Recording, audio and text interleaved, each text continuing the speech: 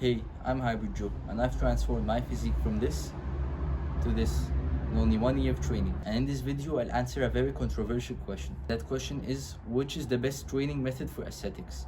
Bodybuilding or calisthenics? Now, there is an argument for either side, and let's start off with the calisthenics. The argument for calisthenics being is that the average calisthenics athlete has a better and more aesthetic looking physique than the average bodybuilder. And while yes, that is so very true, I'll tell you right now why that doesn't prove that calisthenics is the better training method for aesthetics. First of all, the average bodybuilder isn't always training for aesthetics. Some bodybuilders train to be big and bulky, others train to lift more weights, others are power lifters. Not every weightlifter trains for aesthetics. But in calisthenics, you're basically forced to obtain the most important thing in being aesthetic, which is being lean. Since calisthenics is mainly based on bodyweight exercises and bodyweight skills, the resistance you face is based on your body weight. So if you have unnecessary weight stored in fat, it will hinder your progress toward calisthenics skills. And that is why fat loss is a very crucial and important step in training calisthenics.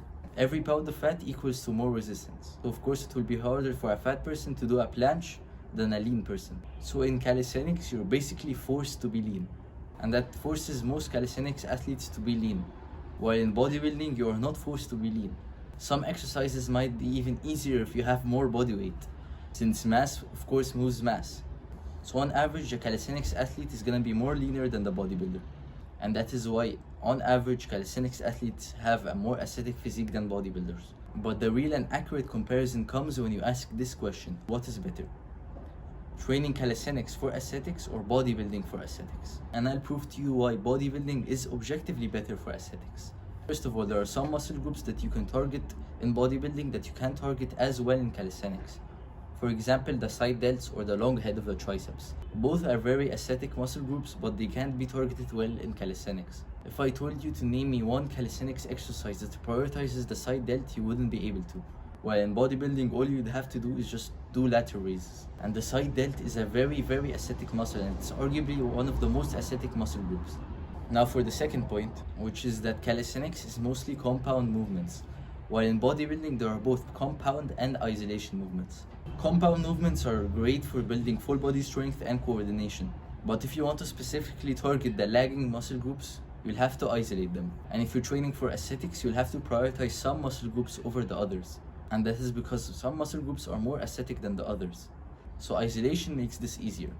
For example, if you're training calisthenics and your back is overpowering your biceps in your physique, you'd want to specifically target your biceps.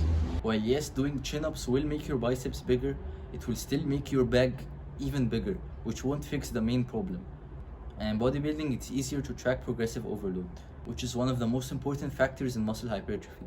Since in bodybuilding, it's very straightforward. All you have to do is pick up a heavier dumbbell or add a plate every time you do an exercise. And yeah, that's basically it. And if you want to train calisthenics without giving up the aesthetic benefits of bodybuilding, I'll tell you how to do that in the next video. I hope this video helps. Good luck on your journey.